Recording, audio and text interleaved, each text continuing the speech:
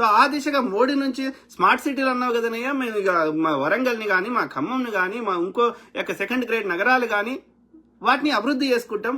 మేము ఆ యొక్క హైదరాబాద్ దొరికే అన్ని ఫెసిలిటీస్ అక్కడ ఉండేటట్టు చేస్తాం. ఇవాళ హైదరాబాద్ని మోడల్స్ యొక్క ఒక చైనా లాగా చేయాలంటే చాలా ఎఫర్ట్ పడుతుంది.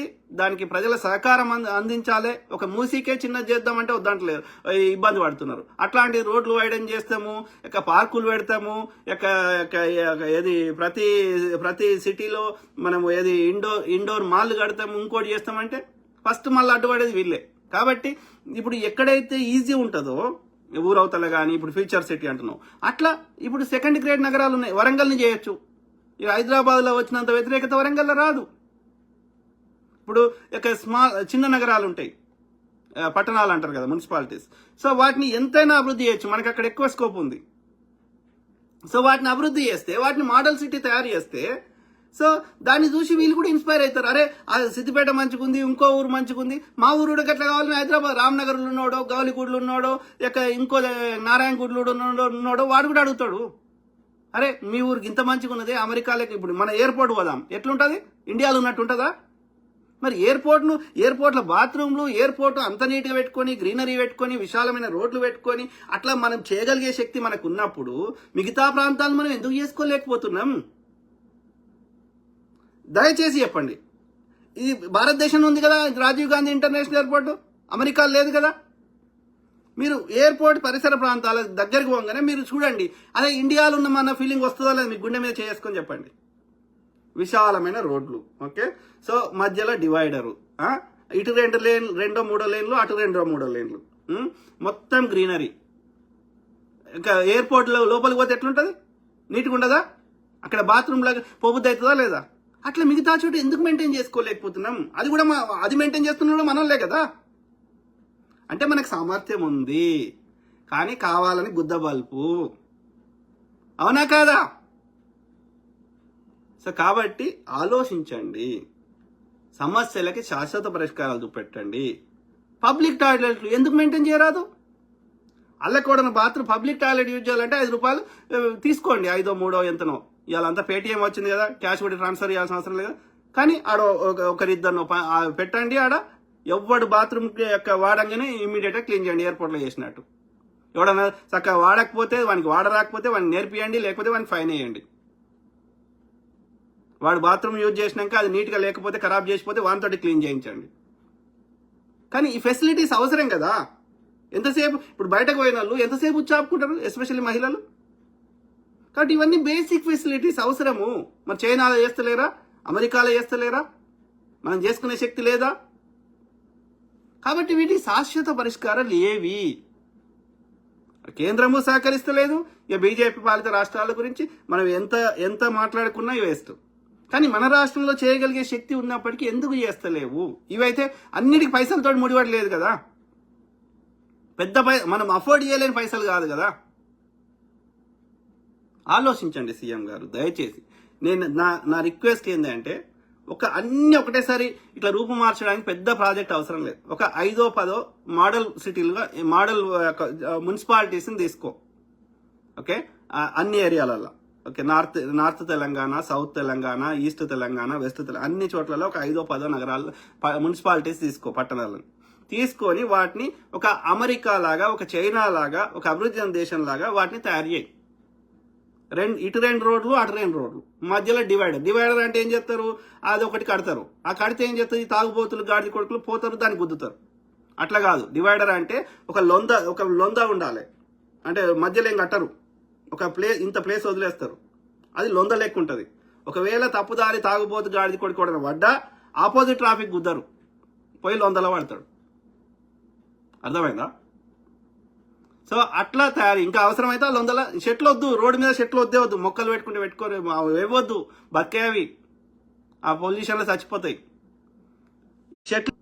చెట్లు గ్రీనరీ కావాలంటే ప్రతి పట్టణంలో కానీ, ప్రతి నియోజకవర్గంలో కానీ, ప్రతి మండల కేంద్రాల్లో కానీ, ఆ పరిసర ప్రాంతాల్లో ఒక 5 ఎకరాలు ఒక మధ్య చిన్న అడవి లెక్క చేస్తున్నారు. ఏది పాలేకర్ సిద్ధాంతంలో ఏది అడవి ఎట్లా ఉంటుందో అట్లా చిన్న చిన్న అడవులు తయారు చేస్తున్నారు, చిట్టు అడవులు. మొన్ననే చూసిన ఒకటి, ఏదో చంద్ర చూపెడుతుండే సో అట్లా ఐదు ఎకరాలు తీసుకొని అక్కడ 5 ఎకరాలు అక్కడ 5 ఎకరాలు తీసుకొని ఒక మంచి ఇది మంచి వాడు పార్క్ ఉంటుంది, జనాలు వచ్చి చూడొచ్చు, వైల్డ్ యానిమల్స్ ఉంటాయి, పక్షులు ఉంటాయి, అలా చెరువులు ఉంటాయి. సో ఒక చిన్న అడవి క్రియేట్ చేయొచ్చు 5 ఎకరాలలో, పెద్ద భూమి కూడా అవసరం లేదు. అట్లా గ్రీనరీ క్రియేట్ చేసుకోవచ్చు, రోడ్ల మీద అవసరం లేదు. సో చేయాలంటే 100 ఆప్షన్స్ ఉన్నాయి. కానీ ఆ స్థాయిలో ఒక డెసిషన్ మేకింగ్ అనేది జరుగుతుందా అనేది ఆలోచించండి. ఇంకోటి, రేవంత్ రెడ్డి ఒక సీఎం హోదాలో ఉండి, ఆమె ప్రియాంక గాంధీ వాళ్ళు చెప్తున్నారు నరేంద్ర మోడీకి ఒక ప్రధాని అనే ఒక పదవికి ఒక విలువ ఉంటుంది, ప్రధాన మంత్రికో గరిమా బోలేతో విలువ. ఓకే, సో ఆ క్రమంలో ఇవాళ సీఎం అనే పదవి కూడా అది ఒక రాజ్యాంగ పదవి, దానికి ఒక ప్రోటోకాల్ ఉంటుంది. గాడు ఎవడో సినిమా యాక్టర్ వాడు ఎవడో పెళ్లి చేసుకున్నాడు, విజయ్ దేవరకొండ అని రష్మిక. ఓకే, దానికి సెకండ్ పెళ్లి, వీనికి ఏ పెళ్లి, వీళ్ళందరిది ఏమో అన్ని లంచకథలు నడుస్తుంటాయి. సరే, ఏది ఏమైనా గాని పెళ్లికి సీఎం ఎందుకు పోవాల్సిన అవసరం ఏంది మిత్రులారా? అంటే సీఎం అనేది ఒక రాజ్యాంగ పదవి కదా, అంటే దానికి ఒక వాల్యూ ఉంటుంది కదా, దాన్ని కాపాడుకోవాలి కదా. ఎవనో బుక్ ఫంక్షన్కి, చిన్న వాటికి, ఇప్పుడు వాడు ప్రధానమంత్రి, వాడు ఏది రైలు జెండా ఊపడానికి వస్తాడు. అది స్వతంత్రం వచ్చిన కొత్తలో మనకి ఏం గతి లేదు కాబట్టి, అప్పుడు చిన్నగా కట్టుకున్నాం కాబట్టి వచ్చిందంటే అర్థం ఉంది. కానీ అప్పుడు కూడా రాలే, అప్పుడు కూడా నాగార్జున సాగర్ లాంటి, శ్రీరామ్ సాగర్ లాంటి పెద్ద వాటికి వచ్చాడు నెహ్రూ, చిన్న వాటికి రాలే. చిన్న అధికారులు చేస్తారు కింద స్థాయిలో. ముఖ్యమంత్రి అనేటోడు పెద్ద ఇవ్వాలి, ఈ చిన్నవి కాదు. అట్లాంటిది ప్రైవేట్ వాళ్ళ ఫంక్షన్లకి ఒక ముఖ్యమంత్రి స్థాయిలో ఉన్న వ్యక్తి పోవాలనా? తన తరఫున ఒక ప్రతినిధి పంపొచ్చు, రైట్? అవునా కాదా? ఆ కవి చనిపోయాడు, దానికి ముఖ్యమంత్రి వచ్చి శవాన్ని ఎత్తుకోవాల్సిన అవసరం లేదు కదా అందశ్రీ గారు చనిపోయినప్పుడు. Okay, I understand, you feel empathy, sympathy, agree. కానీ ప్రధానమంత్రి అనే ఒక పదవికి, ఒక సీఎం అనే ముఖ్యమంత్రి అనే దానికి ఒక వాల్యూ ఉంటుంది కదా. Your time is more precious, you have, దానికి ఒక రాజ్యాంగ ప్రోటోకాల్ ఉంటుంది, దాన్ని కాపాడాలి కదా, దాని విలువని. ఆనెస్ట్గా చెప్పండి, విజయ్ దేవరకొండ అనే ఒక యాక్టర్, ఆడు దొంగ, ఎల్మోళ్ళు అందరు దోసుకొని సచ్చిర్రు. వాడు మైహోమోడ్ అయితే అందరికంటే ఎక్కువ దోసుకున్నాడు. అవన్నీ భూములు కబ్జా, వానికి నీకేమైనా భూముల వాటా ఉందా? ఆ ఒకవేళ నిజంగా ఏమైనా ఉన్నా సరే కానీ ఎందుకు పోతావు? ఒక ఇండివిజువల్, ఒక ముఖ్యమంత్రి స్థాయి మంత్రి ఉన్నో పంపించను కింద స్థాయిని. తెలంగాణ ముఖ్యమంత్రికి కానీ ముఖ్యమంత్రి పదవికి కానీ విలువ లేదా?